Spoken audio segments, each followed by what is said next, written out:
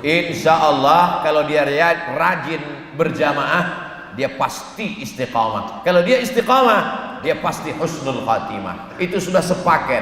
Husnul khatimah karena istiqamah, karena jamaah.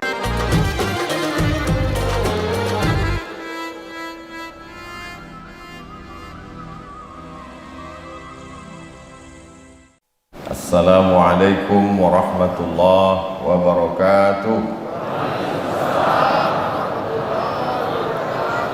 Alhamdulillah wassalatu wassalamu ala Rasulillah sayyidina wa maulana Muhammad ibn Abdillah wa ala alihi wa sahbihi wa man da'a bi da'watihi wa istanna bi sunnatihi ila yaumi liqa'i rabbih wa ba'd.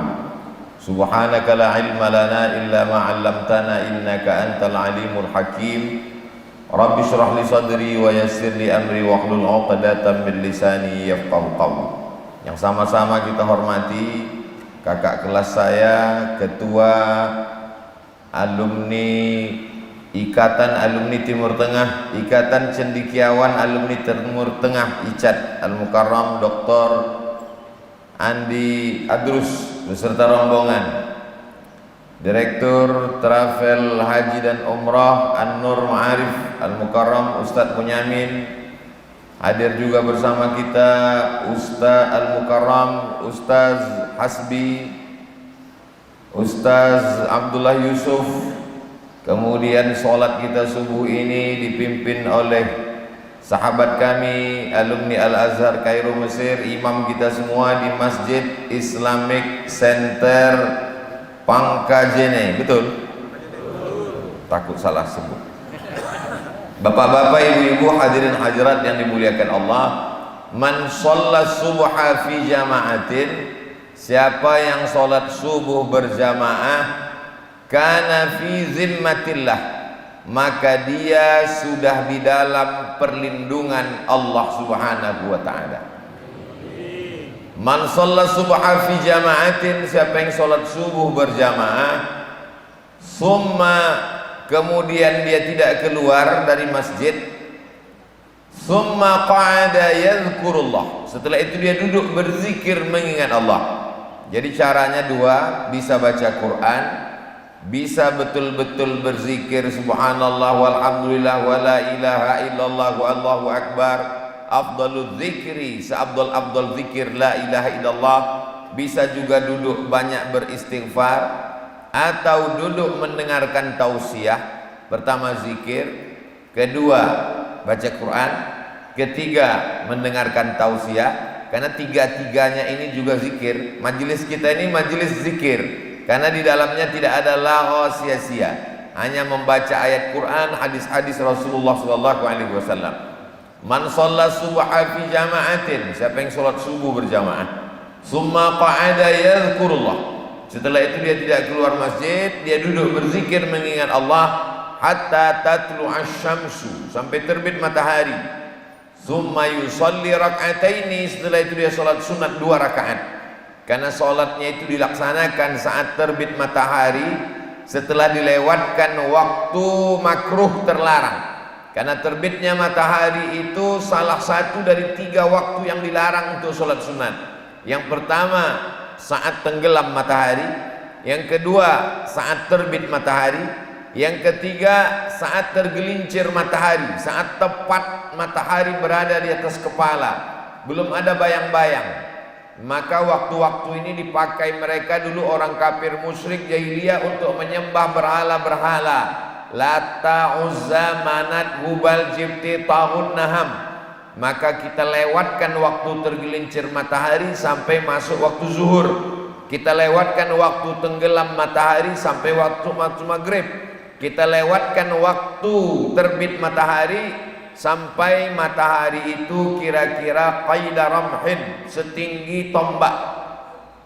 Orang kita menyebutnya galah, bambu yang dipakai untuk mengambil buah yang sedang matang. Maka disebut dengan wadduha, waktu sepenggalah. Setelah diukur menurut ilmu astronomi, maka waktu sepenggalah setinggi tombak setelah terbitnya itu 12 menit dari waktu syuruk. Terbit matahari disebut dengan syuruk, Salat sunat yang dilaksanakan setelah terbit matahari disebut dengan salat sunat isyraq. Kalau dia tidak ada salat subuh berjamaah disebut dengan salat sunat duha. Jadi kalau dia salat subuhnya berjamaah, duduk berzikir mengingat Allah di dalam masjid sampai terbit matahari, salat sunatnya disebut dengan salat sunat isyraq. Kalau tidak ada salat subuhnya berjamaah, dia salat subuh sendirian di rumahnya, salat sunatnya disebut dengan salat sunat duha. Begitu perbedaannya kata para ulama. Pahalanya kanat lahu ka ajri hajjatin wa umrah. Dia sama seperti mendapatkan pahala haji dan umrah. Tamah, sempurna. Tapi sesungguhnya maknanya dia mendapatkan seperti pahala haji dan umrah. Jangan gara-gara ibadah ini nanti lalu semua yang sudah membayar ONH ditariknya kembali. Kamu tidak lagi jadi berangkat umroh tahun ini. Saya sudah sholat subuh berjamaah, duduk berzikir mengingat Allah sampai terbit matahari, sholat sunat isyraq 2 rakaat. Kata Ustadz Abdul Samad, sama seperti mendapat pahala haji dan umrah. Sama seperti, tapi bukan melaksanakan haji dan umrah. Pahalanya yang sama. Mudah-mudahan kita dapat dua-duanya, sholat sunat isyraqnya dapat dan umrah hajinya pun dapat insyaallah. Amin ya rabbal alamin. Sesungguhnya di balik hikmah itu semua, bagaimana umat Islam ini bersemangat bangun pagi. Satu negeri Asia Tenggara ini yang paling maju adalah yang paling cepat bangun paginya, sesuai dengan doa Nabi, Allahumma barik li ummati fi bukuriha. Berikanlah berkah pada umatku, pada orang yang paling cepat bangun pagi. Jadi ada tadi yang bangun paginya jam 2, dia yang paling banyak dapat berkah. Saya Ustadz Abdul Samad memang tidak tidur semalaman ini, berarti jaga malam. Maka bagi yang jaga malam, dia sholatnya namanya qiyamul lail. Tapi bagi yang ada tidurnya, maka disebut dia dengan tahajud. Makna tahajjada ya tahajjadu tahajjudan, melawan kantuk. Orang yang berat matanya dia lawan tidurnya, orang itu disebut sesuai dengan kalimatnya yang berat tahajud. Wa minal laili, dari sebagian malam, fatahajjad, maka lawan kantukmu, bertahajudlah. Allah tidak minta satu malam. Wa minal laili, dari sebagian malam saja. Dan menurut riwayah Ummul Mukminin Aisyah radhiyallahu anha, kana Rasulullah sallallahu alaihi wasallam yaqumu minal laili, Nabi salat malam itu 11 rakaat, 11 rakaat. Kalau ada ustadz yang menyebut 13 rakaat, dia masukkan 2 rakaat qabliyah subuh. Karena salat sunat setelah Isya, ba'diyah Isya, lalu kemudian bangun malam, salat sunat tahajud 8 rakaat ditambah witir 3, 11 rakaat. Jadi kalau ada yang menyebut 13, dia masukkan 2 rakaat qabliyah subuh yang pahalanya luar biasa, khairum minad dunya wa ma fiha, lebih baik daripada dunia dan seisinya. Andai terlambat, kebetulan kita di Pangkajene bangun sholat subuhnya jam 4.30, saya dengar tadi azan subuh. Mohon maaf, saya terlambat ini bukan berarti kesiangan bangunnya. Nah, jadi sebelum kemari tadi sempat minum teh, minum kopi, lupa kalau jamaah sudah qobliyah subuh. Tapi sebelum berangkat kami qobliyah subuh duluan. Kemari sholat subuh. Andai datang ke masjid orang sudah sholat, ikut saja langsung sholat, dan qobliyah subuhnya diqadha setelah sholat subuh. Tapi tentu saja setelah selesai semuanya zikir, baca doa, pulang ke rumah, lalu kemudian kita qadha di rumah. Karena sholat sunat qabliyah ba'diyah yang disebut dengan rawatib, yang diqadha diganti Nabi adalah sholat qabliyah subuh. Karena keutamaannya, siapa yang tidak sholat qabliyah subuh ini sudah kehilangan dunia beserta isinya. Siapa yang sudah sholat qabliyah subuh ini, maka dia mendapatkan dunia dan seisinya. Orang yang paling kaya hari ini bukan konglomerat. Orang yang paling kaya adalah orang yang melaksanakan qobliyah subuh beserta isinya dunia ini sudah di tangannya. Begitulah Nabi menyampaikan bagaimana orang punya semangat untuk hidup. Seandainya banjir bandang sehingga semua padi-padi mati kering, kita masih hidup 3 bulan insya Allah. Bulan November, Desember, Januari, Februari sampai Maret kita masih hidup. Seandainya air kering, maka kita insya Allah masih hidup 3 hari. Nauzubillah, kering semua permukaan bumi ini, habis air, kita masih bisa hidup pada hari Sabtu, Ahad, Senin, masih bisa kita puasa hari Senin. Tapi kalau sudah kehilangan harapan, kita bisa hidup hanya 3 detik saja. 3 detik habis itu kita menganggap tali jemuran itu seperti lambaian bidadari. Saking sudah putus harapan. Putus makan bisa hidup 3 bulan, putus air bisa hidup 3 hari, putus harapan hanya bertahan 3 detik. Bisa untuk update status pagi ini. Begitulah Allah Ta'ala memberikan harapan. Wahai engkau yang miskin, wahai yang sedang diuji dengan kesusahan, wahai yang bangkrut, bangun cepat-cepat, beribadah kepada Allah, meminta dibangkitkan semangat.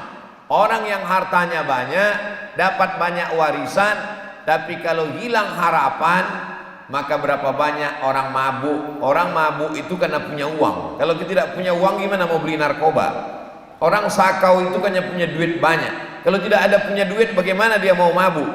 Ada juga Pak Ustadz, orang mau mabuk tapi fakir miskin. Akhirnya dia buat kopi, dia tuang spiritus, diminum. Itu bukan mabuk, mati langsung. Alhamdulillah kita diberikan Allah Subhanahu wa taala kesehatan.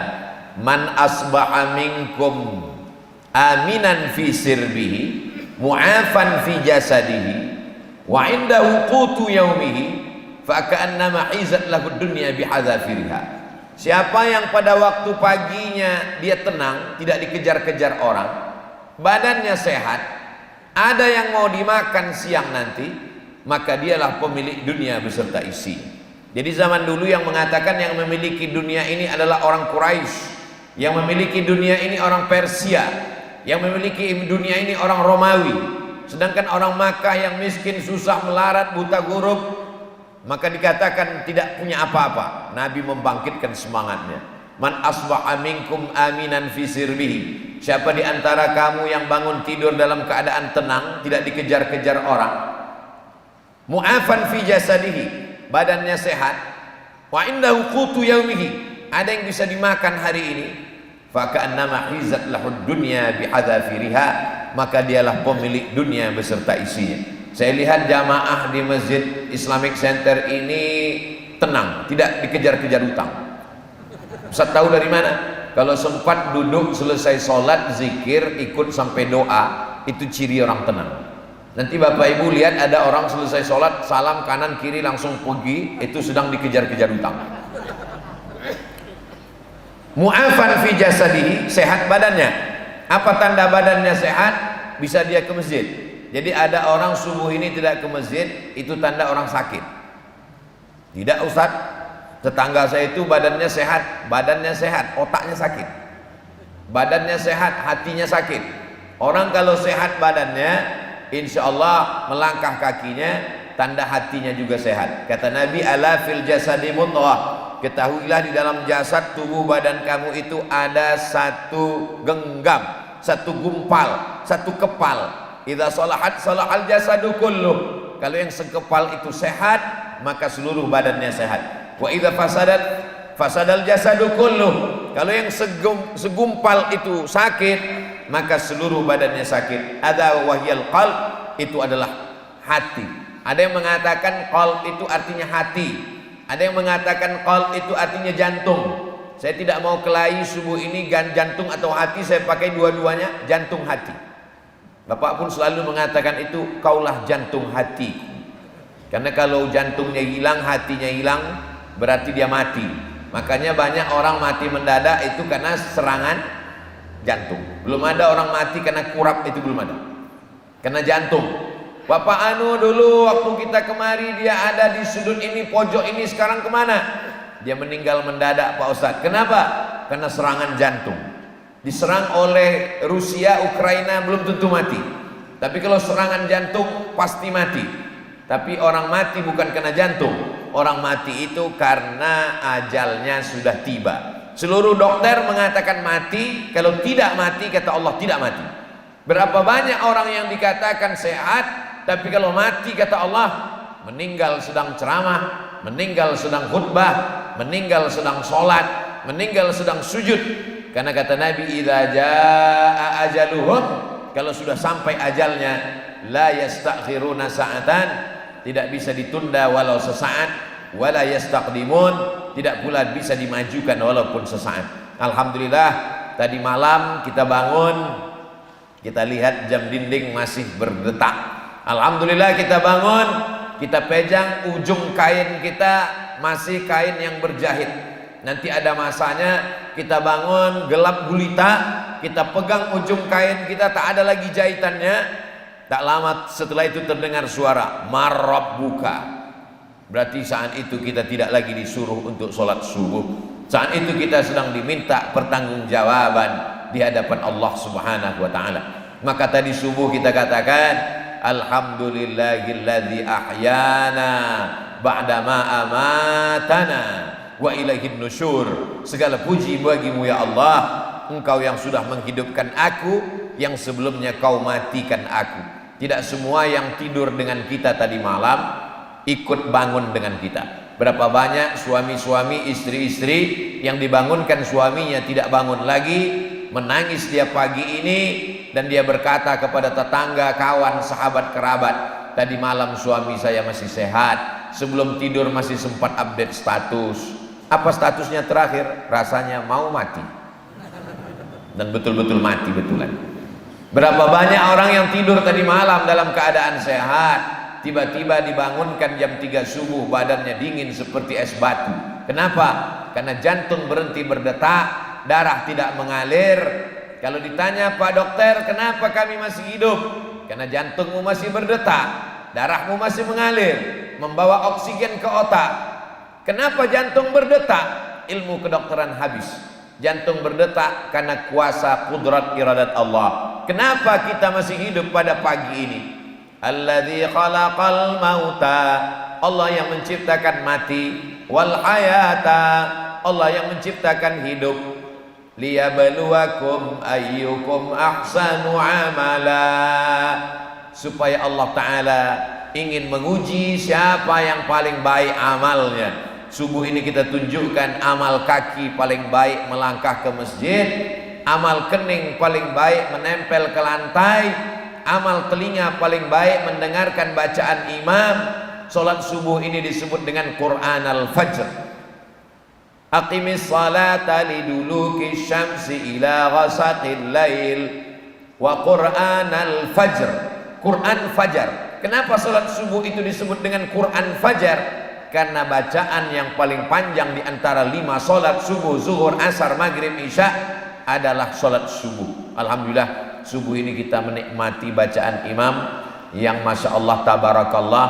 Saya pribadi menikmatinya, suaranya, makharijul hurufnya, tajwid tahsinnya, tadabburnya, perenungannya saya nikmati benar-benar. Ditambah lagi dengan doa kunutnya, ditambah lagi dengan nazilahnya, ditambah lagi dengan zikir dan doanya. Mohon maaf kehadiran saya mengganggu kekhusyuan makmum dan imam.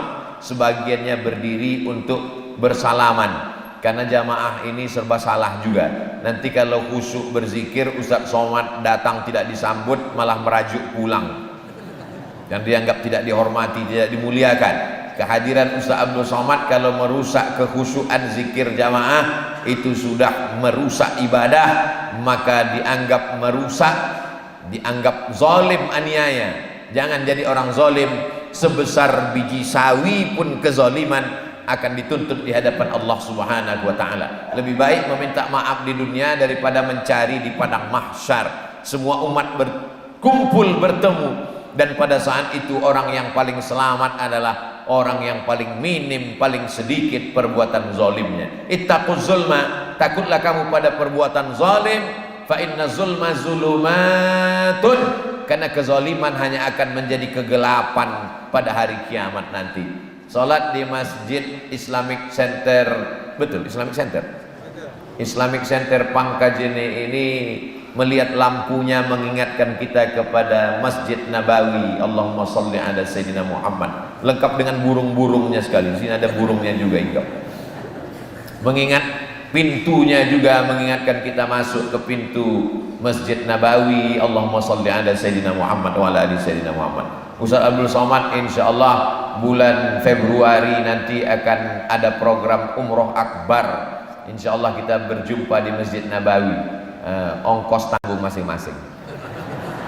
Jamaah yang dimuliakan Allah Subhanahu wa taala, selama kita masih diberikan kesehatan, dimanfaatkan untuk sholat subuh, lalu kemudian lengkapnya masjid ini, selesai sholat subuh ada zikirnya, selesai zikir ada doanya, selesai doa ada kotak infaknya berjalan.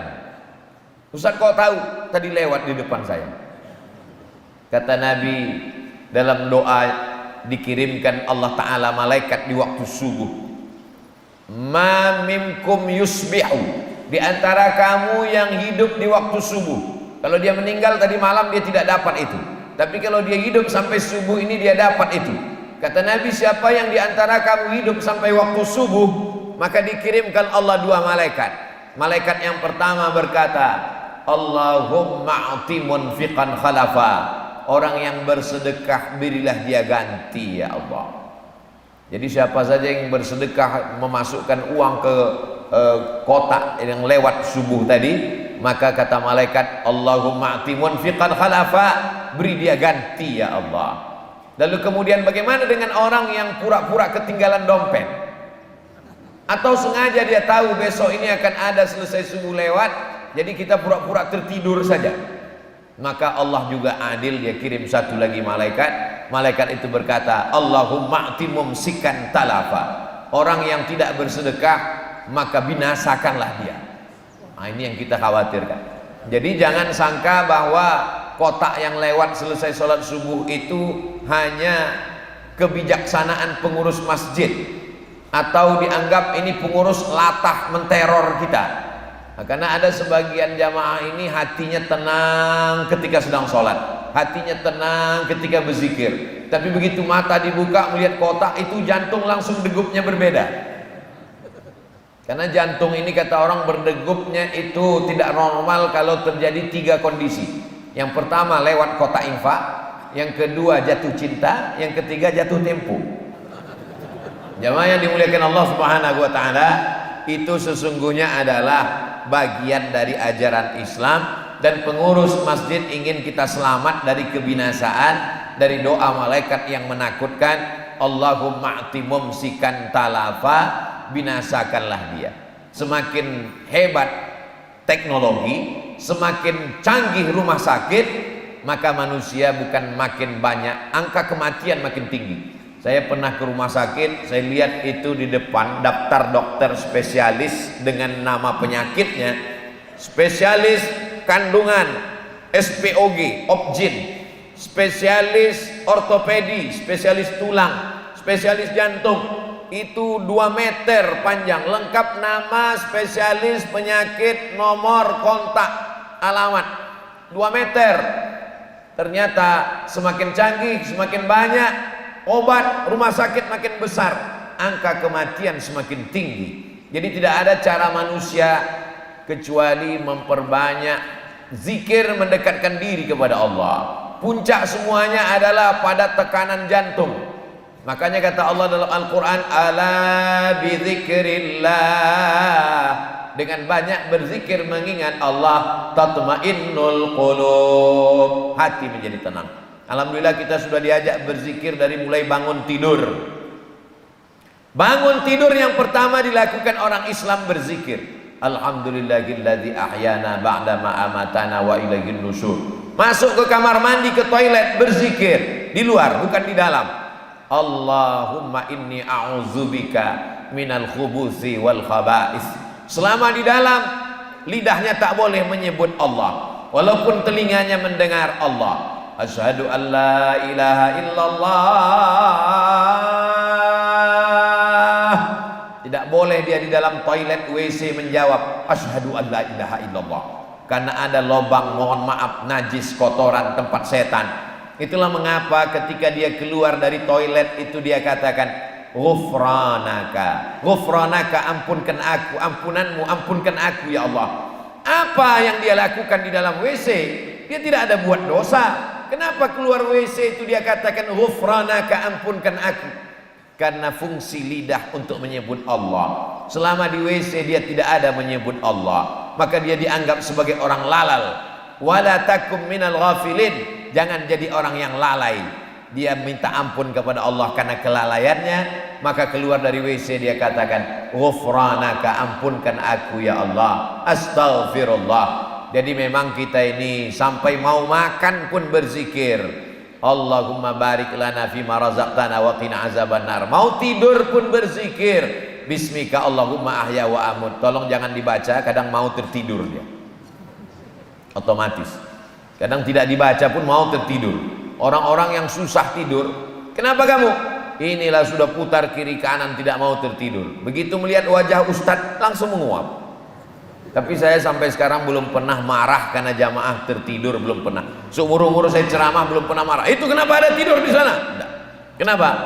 Karena sekarang orang kena penyakit insomnia, susah tidur karena hatinya gelisah, banyak uang gelisah, takut maling, tak ada uang gelisah, takut tak makan, banyak harta gelisah, takut dipinjam orang, tidak ada harta gelisah. Orang yang hatinya tenang maka tidurnya lelap. Jadi kalau ada jamaah yang tertidur, itu berarti hatinya tenang, dan hatinya itu tenang karena isi pengajian sudah masuk duluan. Jamaah yang dimuliakan Allah Subhanahu wa taala, jadi agama Islam ini mengajarkan kita untuk senantiasa hati kita itu dekat dengan Allah. Maka Allah menjamin, ala bidzikrillah, dengan banyak berzikir mengingat Allah, tatmainnul qulub, maka hati menjadi tenang.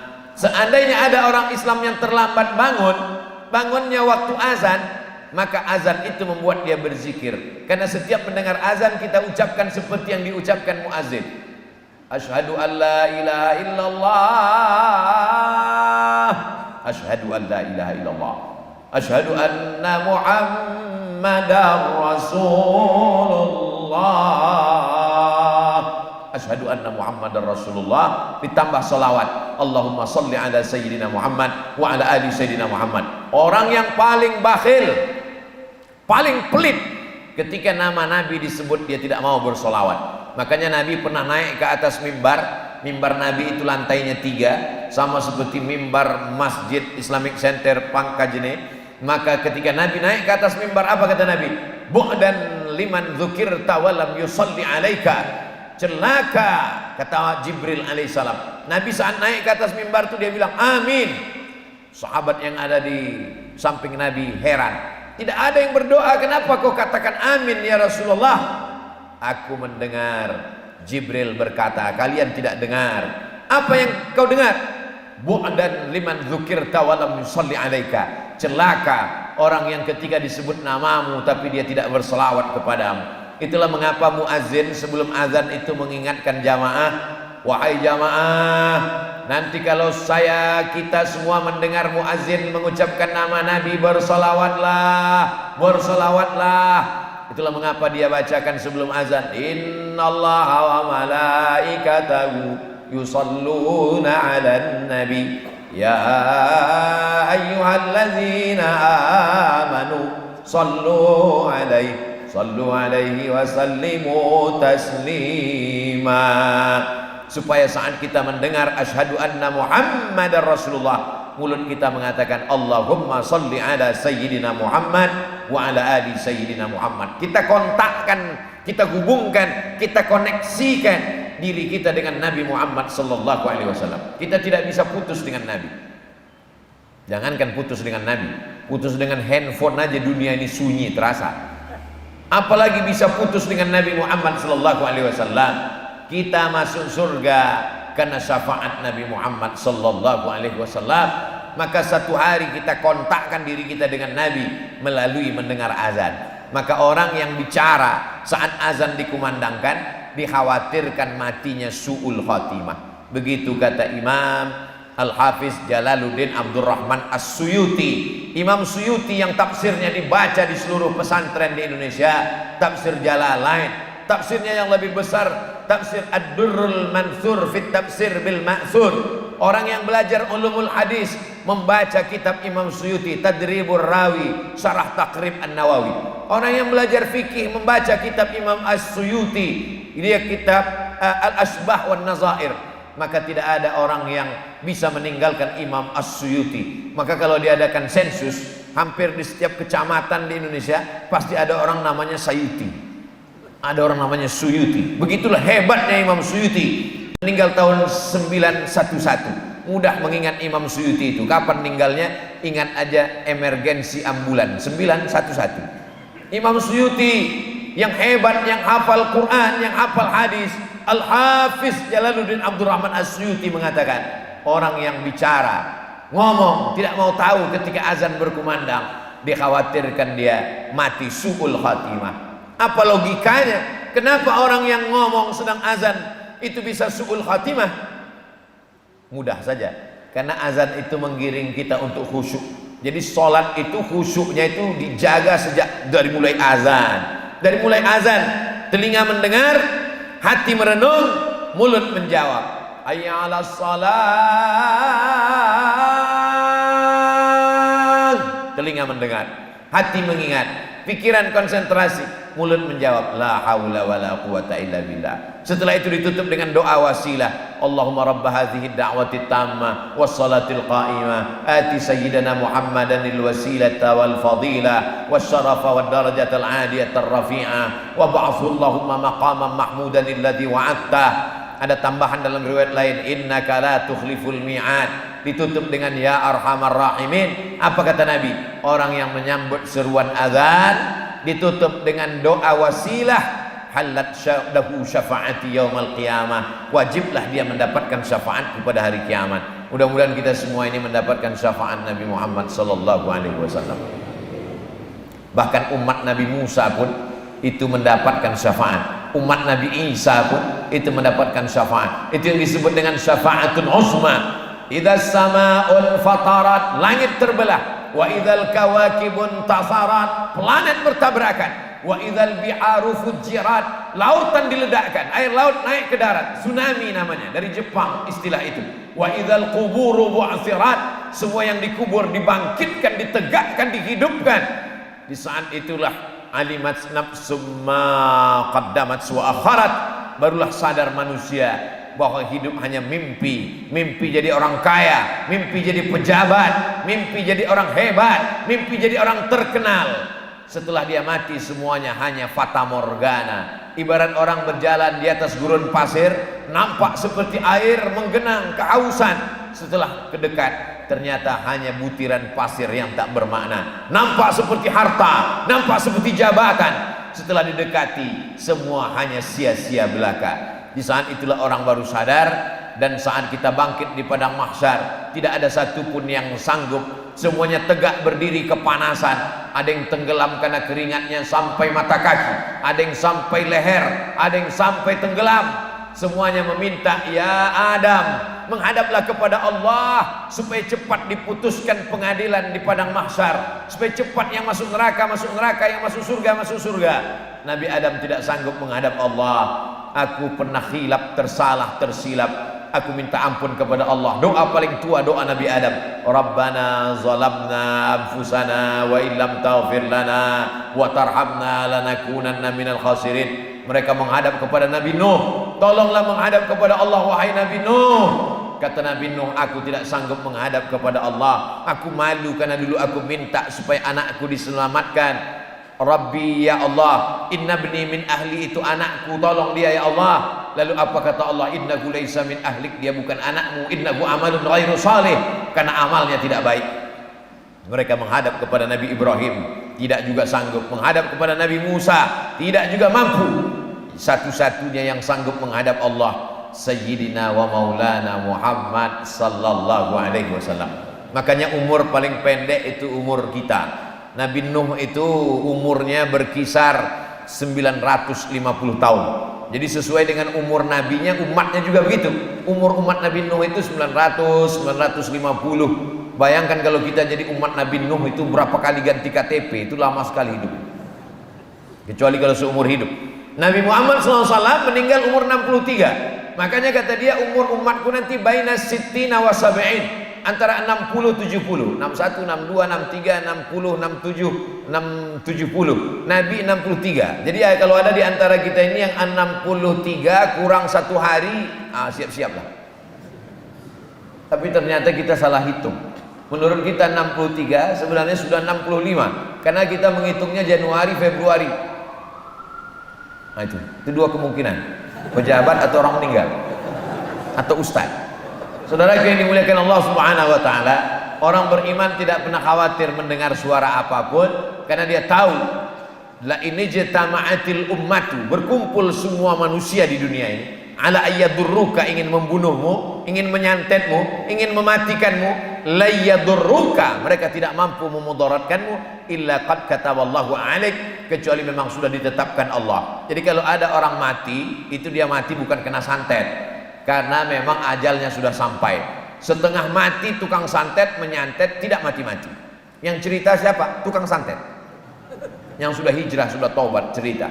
Kami ini nyantet setengah mati, nggak mati-mati Pak Ustaz, kalau tidak dimatikan oleh Allah Subhanahu wa taala. Innama amruhu idza arada syai'an ay yaqula lahu kun fayakun. Jadi kita hargai betul hidup ini. Dulu saya menganggap hidup saya masih lama, nanti saya akan mati seperti umur Nabi 63 tahun, masih sempat kesana kemari. Setelah Covid datang, teman, kawan, sahabat, satu tempat kerja, satu sekolah, tetangga, keluarga dekat meninggal, lebih muda, lebih sehat dari saya. Kalau dia duduk dekat saya, sama-sama jalan, ditanya orang, kira-kira antara dua orang ini mana lebih dulu mati? Ustaz Somad lebih dulu mati. Tapi ternyata beliau lebih mendahului saya. Disitulah saya berpikir bahwa umur kita ini bukan kuasa kita. Kalau dikatakan 4 sehat 5 sempurna, berapa banyak orang yang kelihatannya sehat sudah mendahului kita. Sesungguhnya jadikanlah hari ini hari terakhir. Saya selalu menganggap kalau saya bangun pagi, ini hari terakhir saya diberikan Allah. Kalau saya masih hidup nanti malam, berarti bonus.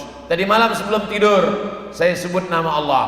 Bismika, dengan namamu aku hidup dan aku mati. Saya pejamkan mata. Andai saya mati, berarti hari terakhir, dan tak perlu jenazah saya dikirim ke Pekanbaru, makamkan saya di Pangkajene. Karena jenazah dikirim, Bapak Ibu perlu tahu, tiket jenazah jauh lebih mahal daripada tiket orang hidup.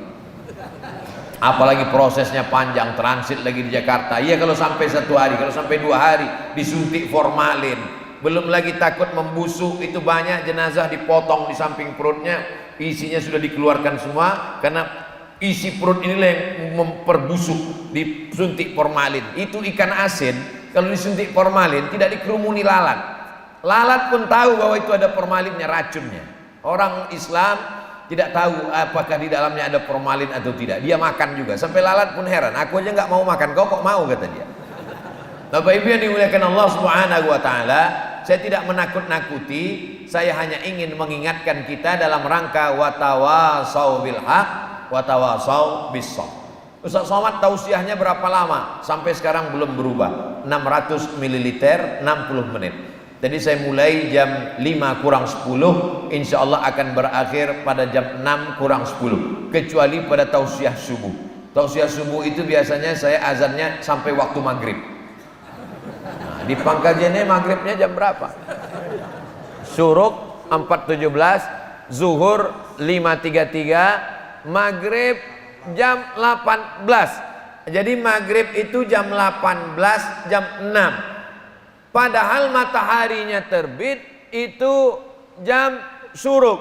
Syuruknya jam 5.33. Jadi jam 5.33 matahari sudah terbit. Jam 5.33 itu matahari sudah terbit, tambah 12 menit. Jadi jam 5.33 tambah 15, jam 5.45 kita sudah boleh sholat sunat isyraq 2 rakaat. Di Pekanbaru sekarang masih jam 4.30. Orang Pekanbaru masih tidur semua. Kita di sini sudah selesai sholat subuh, sudah selesai pengajian. Artinya orang Pangkajene ini lebih dulu beramal soleh daripada orang kampung saya. Artinya orang Pangkajene ini lebih dulu masuk surga daripada orang Riau. Dan bisa juga lebih dulu masuk neraka kalau dia tidak beramal soleh. Tapi saya yakin dan percaya semuanya orang soleh-soleh semua insya Allah. Kalaupun ada yang tidak soleh memang dulu ada, tapi sekarang sudah meninggal. Nah, yang tinggal ini yang baik-baiknya saja semua insya Allah. Dan yang sudah meninggal itu pun tidak boleh kita sebutkan tidak baiknya, karena kata Nabi, ulkuru mahasina mautakum, orang yang sudah meninggal dunia sebutkan yang baik-baiknya saja. Ketika masih ada jabatan, kekuasaan, pakailah yang kira-kira kalau sudah mati menjadi amal jariah. Bangun masjid, bupati, wali kota, gubernur, bangun masjid Islamic Center, masjid raya, masjid agung, masjid besar, masjid jami, raja-raja, sultan-sultan membangun masjid. Berapa banyak tentara, jenderal bintang 4, bintang 5, paling tinggi cuma bintang 4. Ada beberapa di Indonesia sampai bintang 5. Tidak ada yang sampai bintang 7, karena bintang 7 itu bukan jenderal tapi sakit kepala. Tapi di antara, kalau saya ditanya, Ustadz Somad sebutkan nama-nama jenderal, yang paling saya ingat cuma Jenderal Muhammad Yusuf. Kenapa? Karena dia meninggalkan masjid. Sebelum meninggalnya sempat meninggalkan masjid dan sampai hari ini mengalir pahalanya. Berapa banyak presiden, tapi yang kita ingat proklamator kemerdekaan Republik Indonesia, Soekarno-Hatta. Cerdas beliau. Setelah merdeka dibangunnya masjid terbesar se-Asia Tenggara, Masjid Kemerdekaan. Orang membuat masjid namanya Masjid Al-Ikhlas, Masjid Al-Mukhlisin, Masjid At-Taqwa. Beliau ingin tunjukkan nasionalisme sejalan dengan agama. Masjid disebut dengan Istiqlal, kemerdekaan. Sampai hari ini orang sholat berjamaah, iktikaf, tahajud malam, witir dan doa tak putus sampai hari kiamat. Jabatan berakhir, tapi ada yang tidak berakhir. Bagi kita yang tidak punya jabatan, tetap berniat dibukakan Allah pintu rezeki. Mudah-mudahan kita bisa bangun masjid sebelum mati insya Allah. Tanamkan dalam diri kita cari rezeki, cari duit, cari uang dengan dagang, dengan bisnis, dengan usaha apapun yang halal. Bangun masjid. Andai meninggal dunia sebelum bangun masjid, tetap dapat. Innamal a'malu binniyat. Orang beriman dapat sesuai dengan niatnya. Ada yang hebat orang beriman ini, niatnya lebih baik daripada amalnya. Niatnya lebih baik daripada amalnya. Kenapa begitu?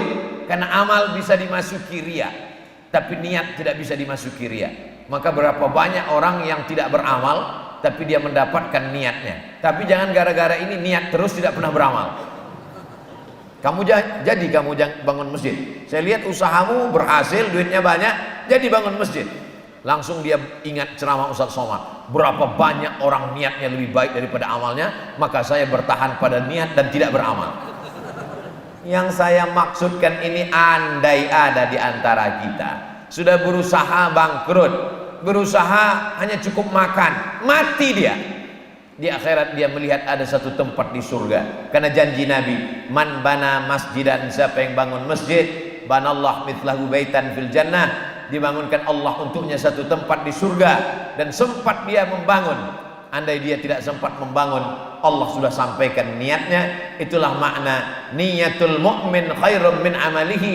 Niat orang beriman itu lebih baik daripada amalnya. Amal Ustadz Abdul Somad ini dikhawatirkan sudah habis pahalanya karena riya.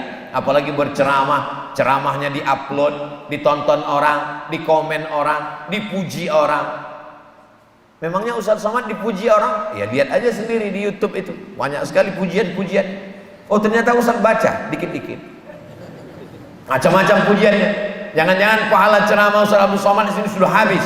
Siapa menghabiskannya? Viewer, follower, dan subscriber. Habis pahalanya. Justru bapak ibu yang tidak ceramah, yang dia tidak dikenal orang, mungkin pahalanya lebih banyak.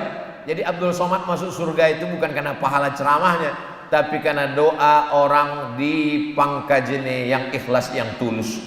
Mereka berdoa, ya Allah sehatkan Ustaz Abdul Somad sampai subuh hari Sabtu di Masjid Islamic Center Pangkajene supaya aku bisa mendengar tausiahnya. Sebenarnya sudah lama aku dengar di YouTube, sudah lama aku tonton, aku cuma ingin melihat wajahnya sama apa tidak seperti yang di laptop. Jamaah yang dimuliakan Allah Subhanahu wa taala, pertemuan kita ini insyaallah pertemuan yang memanjangkan umur dan memurahkan rezeki. Man ahabba ayyubsatalahu fi rizqihi, siapa yang mau lapang rezekinya, panjang umurnya, falyasil rahimahu, hendaklah dia menyambung tali silaturahim. Menyambung tali silaturahim di hotel sampai lupa waktu sholat, seminar, lokakarya, narasumber bicara, ternyata azan berkumandang, telinga tidak dengar, keluar sudah waktu. Ingat, ini hanya sementara. Salat akan dituntut di hadapan Allah Subhanahu wa taala. Maka waktu yang paling bagus silaturahim adalah di masjid. Subuh silaturahim, zuhur silaturahim. Makanya tadi selesai salat, assalamualaikum warahmatullah, assalamualaikum warahmatullah. Saya bersalam kepada bapak yang ada di kanan saya, bersalam kepada yang ada di kiri saya. Lalu kemudian setelah itu saya pun berdiri bersalaman. Kata Imam Nawawi, kalau sebelum sholatnya tidak ada salaman, sebelum sholat saya tak ada salaman karena terlambat, selesai sholat saya baru salaman, maka itu sunnah bersalaman, bertemu dengan orang beriman. Demikian juga andai tidak sama seiman, tetap bersilaturahim, bersalaman, lelaki dengan sama-sama laki-laki, perempuan dengan sesama perempuan. Al-muslimani, dua orang muslim, yaltaqiyani, berjumpa, wa yatasafahani, berjabat tangan, illa ghufira lahuma, diampunkan Allah dosanya, malam yatafarraqa, sebelum mereka berpisah, bertemu, bertatap, bersalaman, tasaqat dzunubuhuma, gugur dosanya, kama tasaqat awraqus syajar, sebagaimana gugur daun-daun kayu. Lalu bagaimana kalau sebelum sholat, sebelum azan sudah datang, sudah salaman, selesai sholat dia salaman lagi, maka mubah. Begitu kata Imam An-Nawawi, meninggal tahun 676. Nama lengkapnya Imam Muhyiddin Abu Zakaria Yahya bin Syaraf An-Nawawi. Saya setiap Sabtu, setiap Rabu subuh membacakan kitab Riyadhus Shalihin min kalami Sayyidil Mursalin di gang tempat tinggal saya, supaya jangan sampai masyarakat ini Ustaz Somad ceramahnya jauh ke kota yang paling jauh di dunia, Ujung Pandang, tapi dia tidak mau ceramah di tempat lingkungannya sendiri. Maka di lingkungan di masjid dekat rumah saya sampaikan membaca kitab Riyadhus Shalihin setiap Rabu subuh. Lalu bagaimana dengan kami di Pangkajene? Bisa ikut walaupun badannya tidak sampai di Pekanbaru, di gang tempat rumah saya, tapi insya Allah bisa mengikuti kajian itu karena disiarkan langsung di channel Ustaz Abu Somad Official. Subscribe, like, share, and comment. Artinya tidak ada halangan bagi kita untuk menuntut ilmu walaupun kita tidak berjumpa bertatap muka. Adapun tentang barokah ijazah, maka saya mengijazahkan semua yang saya sampaikan kepada semua yang mendengar, baik yang ada langsung maupun tidak langsung, karena ilmu tidak boleh kita kapling-kapling. Begitu juga dengan doa. Jadi kalau sanggup kita mengasih ilmu, beri ilmu. Kalau tidak sanggup kasih ilmu, kasih doa. Doakan saudara-saudara kita dimanapun berada. Jangan seperti orang pada zaman Nabi berdoa di depan Nabi, Allahumma arhamni wa Muhammadan wa la tarham ma'ana ahadan. Ya Allah, rahmati aku dan Muhammad, yang lain jangan. Kata Nabi, kalau doa jangan begitu, doakan semuanya. Makanya doa kita itu walaupun sendiri, doanya untuk orang banyak. Rabbana zalamna anfusana, Rabbana atina fid dunya. Dia tidak mau aku sendiri saja. Wa adkhilnal jannata ma'al abrar, iyyaka na'budu wa iyyaka nasta'in. Kebersamaan. Doa yang paling baik adalah doa di belakang orang. Ada doa di depan orang, barakallahu lakuma wa baraka alaikuma wa jama'a bainakuma fi khair. Ada doa di depan orang, barakallahu fi umrik, lahir anaknya, barakallahu laka fil mauhub, semoga Allah berikan berkah pada anak yang baru dikaruniakan Allah kepadamu. Wa syakartal wahib, kau jadi ayah yang berbakti kepada Allah, yang berbakti beribadah kepada Allah, bersyukur kepada Allah. Wa ruzikta birrahu wa balagha asyuddahu, semoga anakmu ini menjadi anak yang berbakti kepada orang tua dan sampai usia remaja dan dewasa, di depan orangnya. Tapi ada doa yang paling bagus, doa di belakang orangnya. Bangun kita malam, kita bayangkan wajahnya, kita doakan dia, panjangkan umurnya, murahkan rezekinya, berkahi keluarganya, jadikan anaknya soleh dan solehah. Maka Allah segera kirimkan malaikat untuk mengaminkan doa kita dan berkata, apa kata malaikat? Amin, kabulkan doa orang ini, walaka mithluh, kau dapat yang sama seperti yang kau doakan.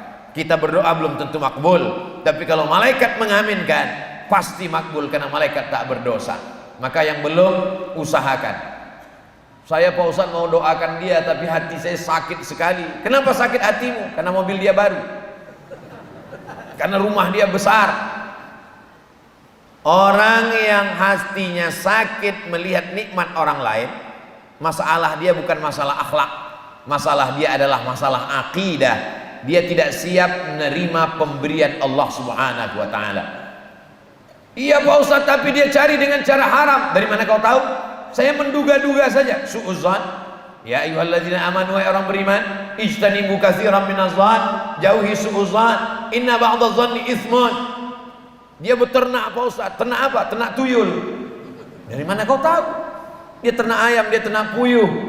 Maka doakan dia, mudah-mudahan rezekinya yang banyak itu bisa membuat dia berwakaf, berzakat, berinfak, bersedekah. Mudah-mudahan rezekinya yang banyak itu menyelamatkan tetangganya, sahabatnya, anak yatim, fakir miskin. Mudah-mudahan dengan banyak keluarganya terbantu, tertolong.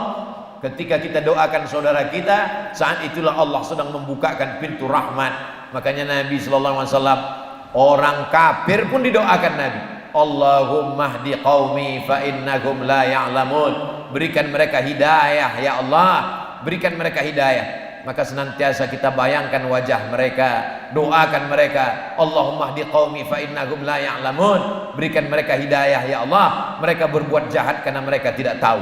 Padahal ketika itu apa kata malaikat Jibril alaihissalam? Dikirim Allah malaikat, seandainya darah kakimu karena mereka lempar menetes ke tanah, kuratakan Taif itu semuanya. Nabi SAW mengusap tapak kakinya supaya jangan sampai darah kakinya itu menetes ke tanah. Dia usap supaya kering, jangan sampai diratakan Allah. Apa yang terjadi dengan Taif hari ini? Taif hari ini 100% Muslim. Salah satu kawasan di Saudi Arabia, tempat yang tenang dan sejuk, yang pernah melempar Nabi. Namanya suku Saqif, nama kampungnya Taif. Mereka sangat kurang ajar dengan Nabi, dilempar Nabi. Abdul Somad datang ke Pangkaj ini, disambut jamaah, padahal sedang berzikir dan berdoa. Berhenti zikir mereka, berhenti doanya menyambut Ustaz Abdul Somad. Yang datang bukan Nabi. Ini yang datang ini bukan Nabi yang ke-26. Ustaz hanya menyampaikan hadis-hadis Nabi, bukan keturunan Nabi, bukan Habib, bukan alim ulama yang besar. Berikut ini mari kita dengarkan tausiah yang akan disampaikan oleh Ustadz besar. Ternyata hadir kecil sekali orangnya. Dimuliakan, disambut. Allah membalas semua kebaikan jamaah. Mudah-mudahan kita semua diberikan istiqamah iman dan Islam. Insya Allah kalau dia rajin berjamaah, dia pasti istiqamah. Kalau dia istiqamah, dia pasti husnul khatimah. Itu sudah sepaket. Husnul khatimah karena istiqamah, karena jamaah. Kenapa tidak husnul khatimah? Karena tidak istiqamah. Kenapa tidak istiqamah? Karena tidak berjamaah. Kunci jamaah adalah terus mengingat mati. Maka ada satu nasihat yang tidak berbunyi, tidak bersuara. Kalau Abdul Somad yang ceramah bersuara. Kenapa Ustaz Somad itu suaranya menggelegar? Suara saya tidak menggelegar, sound systemnya yang bagus. Di beberapa masjid saya bersuara menggelegar, keluarnya kecil. Hari ini Masya Allah tabarakallah, akhirnya sampai waktu isyraq. Kita sholat sunat isyraq 2 rakaat. Bagi yang pakai usolli sunnatal isyraq raka'ataini lillahi ta'ala. Bagi yang pakai tidak usolli, di dalam hati saja. Hadisnya kata Imam Tirmidzi, hadisun hasan, hadis hasan. Man shallas subha fi jama'atin, salat subuh berjamaah, summa qa'ada yadhkurullah, duduk berzikir mengingat Allah, hatta tatlu'a syamsu, sampai terbit matahari, summa yusalli rak'ataini, salat sunat 2 rakaat, kanat lahu ka'ajri hajatin wa umrah, dapat pahala seperti haji dan umrah. Tamah, sempurna. Bisa dilakukan tiap hari, alhamdulillah. Tidak bisa seminggu sekali, tidak bisa seminggu sekali, sebulan sekali, tidak bisa sebulan sekali, setahun sekali, tidak bisa setahun sekali, mati aja. Oh, kejam sekali Ustaz Abdul Somad. Bukan kejam, dalam rangka mengingatkan. Terima kasih segala perhatian, mohon maaf segala kesilapan dan kekhilafan. Di akhir majlis mari kita sama berdoa, mudah-mudahan Allah memberikan kita istiqamah iman dan Islam, keluarga sakinah mawaddah warahmah, anak-anak kita soleh dan solihah, pangkajinnya dijadikan baldatun thayyibatun wa rabbun ghafur, dijauhkan dari segala malapetaka bencana musibah. Ala hadhihi niyya wa kulli niyatin salihah. Al-Fatihah.